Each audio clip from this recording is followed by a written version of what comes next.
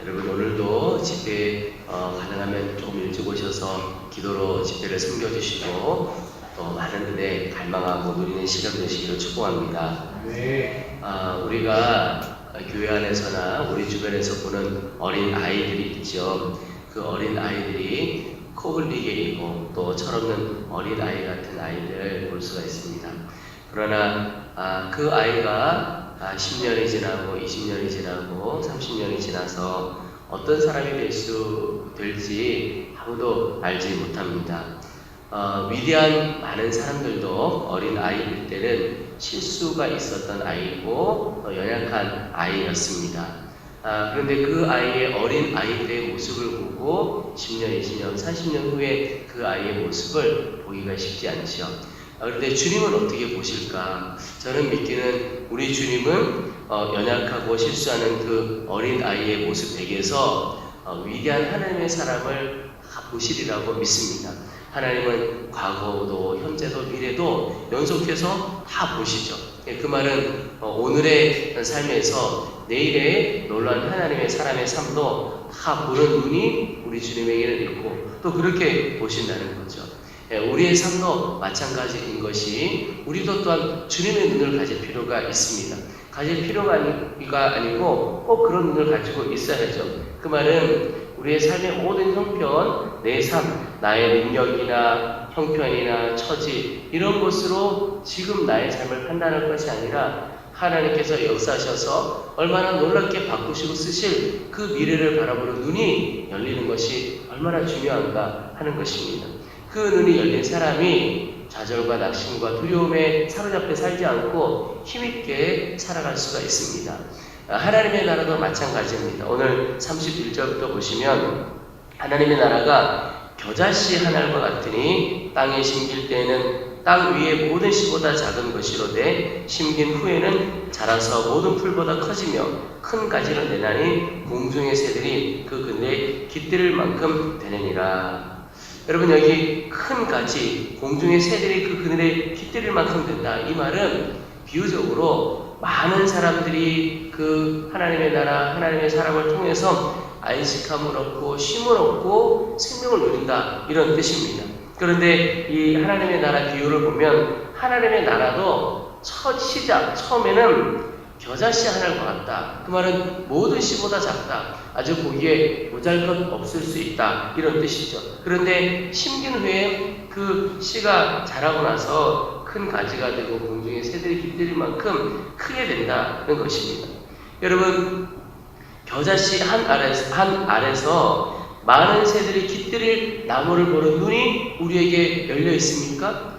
많은 사람들은 겨자씨 하나를 작은 겨자씨 하나로 보고 끝나지요. 근데 주님은 그렇게 보시지 않는다는 겁니다. 그 겨자씨 하나에서 큰 가지, 많은 새들이 깃들일 하나님의 나라 그런 나무를 보게 되는 겁니다.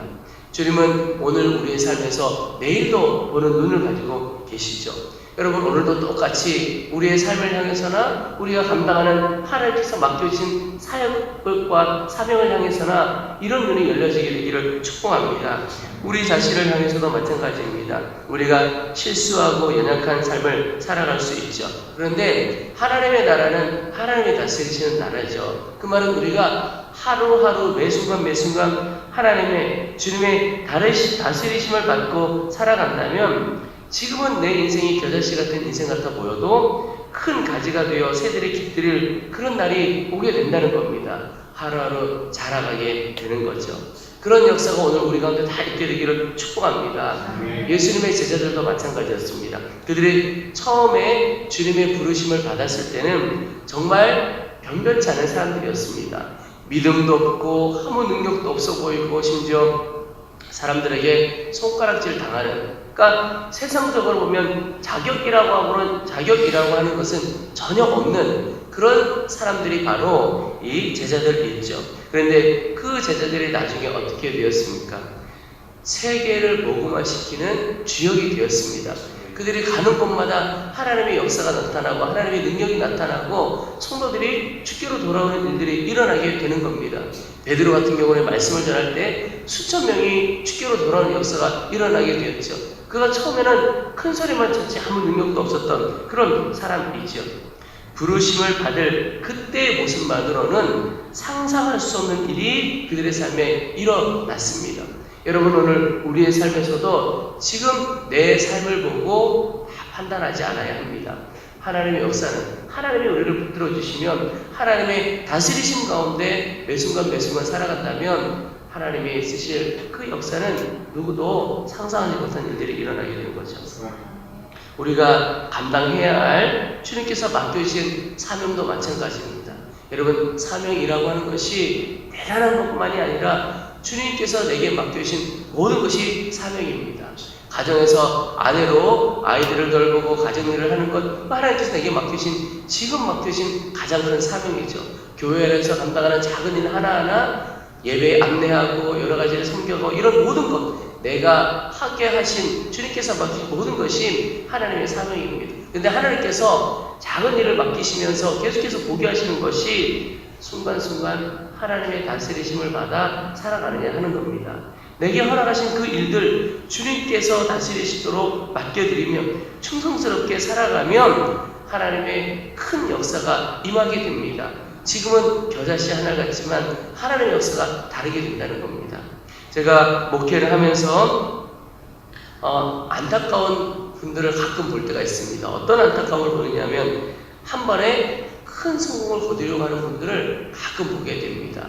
그런데 참 안타까운 것이 그렇게 되면 어떤 일이 벌어지게 되냐면 조급하게 됩니다. 한순간에 무언가를 이루려고 하면 반드시 조급하게 되고 또 주의 인도하심을 잘 불편하지 못하게 됩니다. 욕심이 앞서기 때문에 그렇죠. 주님의 다스리심을 온전히 깨닫지 못하고 그 아래에 가기 어렵습니다. 내 자아가 나타나고 내 육신이 나타나게 됩니다. 하나님의 인도하심을 따라 살아가지 못하죠. 그 마음 가운데 하나님의 나라가 이미 임하지 못하는 겁니다. 그러면 더 큰 어려움을 겪게 되는 것을 보게 됩니다. 왜냐하면 조급하고 분별하지 못하고 다른 결정, 하나님 안에서 결정하지 못하고 내 육신의 자로 인한 결정을 하게 되기 때문에 그렇죠. 여러분, 겨자씨도 심겨져야 하는 겁니다. 그 말은 내가 내 삶에서 맡겨진 사이에서 모든 상황 속에서 주님께서 하시도록 주님께 맡겨드리는 것이 겨자씨 하나를 심는 겁니다. 그렇게 심으면 반드시 하나님께서 역사하시는 겁니다.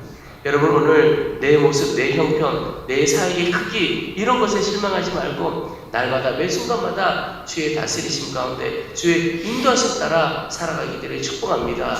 주님께서 반드시 역사해 주실 것입니다. 또 하나 오늘 기도하게 하시는 것이 믿음을 위하여 기도하게 하십니다. 여러분, 주님께서 칭찬받는 믿음 다 갖게 되기를 축복합니다. 주님의 믿음을 얼마나 귀하게 여기시는가. 왜냐하면 믿음이라고 하는 것은 하나님의 능력이 우리에게 임하도록 하는 통로가 바로 믿음입니다. 믿음을 통하여 하나님의 능력이 우리 가운데 임하게 됩니다. 교회 가운데 임하게 됩니다. 또 믿음은 어떤 것이냐? 하나님의 약속을 실제가 되어지도록 하는 하나님의 도구가 바로 믿음입니다. 그래서 하나님의 역사를 이루었던, 하나님의 능력을 행했던 많은 사람들 보면 다 믿음의 사람이었습니다. 한 사람도 빠짐없이 다 큰 믿음을 가지고 있었던 사람입니다.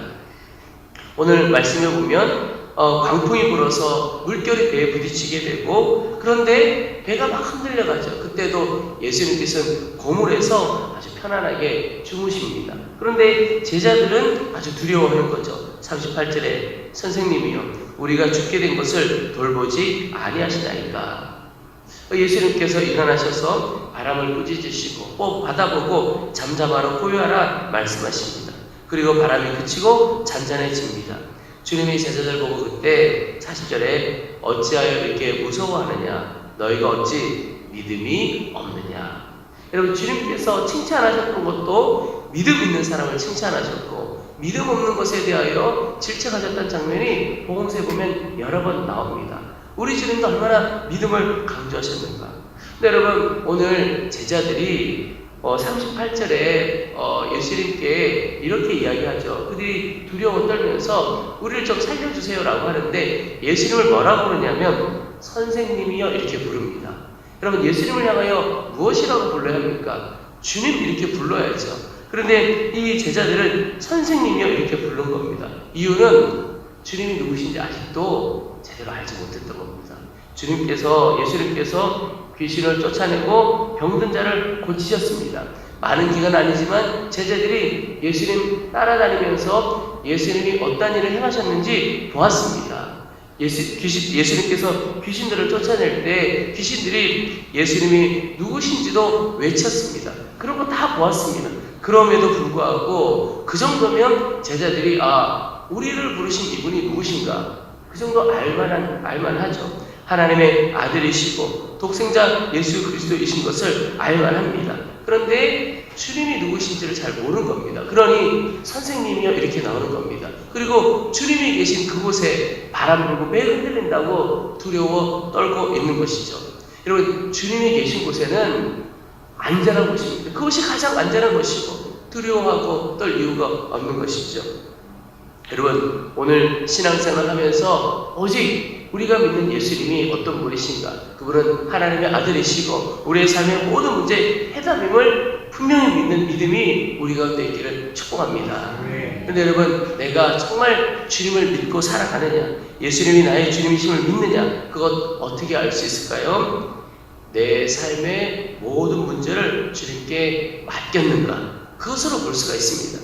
내가 주님을 믿는다고 하지만 여전히 내 삶의 문제를 내가 부둥켜 안고 내가 붙들고 살아가는 사람은 아직 주님 믿는 것 아닙니다. 근데 정말 주님을 믿는 사람은 내 삶의 모든 문제를 주님께 다 맡기는 겁니다.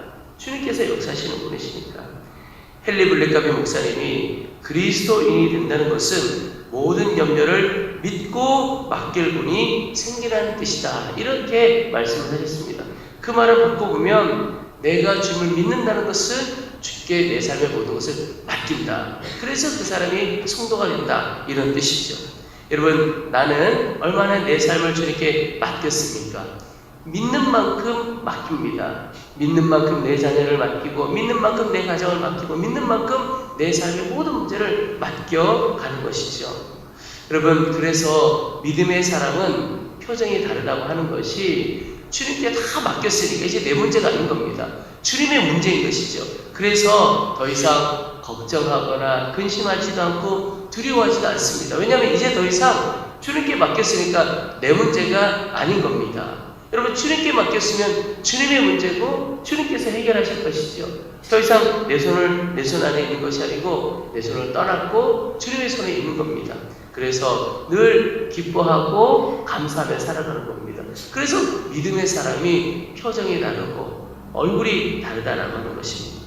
여러분, 바람도 바다도 잠재우시는 그 예수님이 나를 사랑하시는 나의 주님이십니다. 그리고 그분이 오늘도 나와 함께하고 계십니다. 저는 신년부회를 통해서 하나님이 우리와 함께 하시고 그분이 우리를 사랑하시고 우리가 충분히 믿고 맡길 만한 그분이 바로 우리 주님이시다 라고 하는 믿음을 다 얻게 되기를 소망합니다. 하루하루 그 역사가 우리 가운데 있죠. 여러분, 오늘도 우리의 모든 것을 다 맡기고 살아가는 믿음의 사람, 그래서 하나님의 역사를, 하나님의 능력을 경험하는 귀한 인생 되기를 주의 이름으로 축원합니다.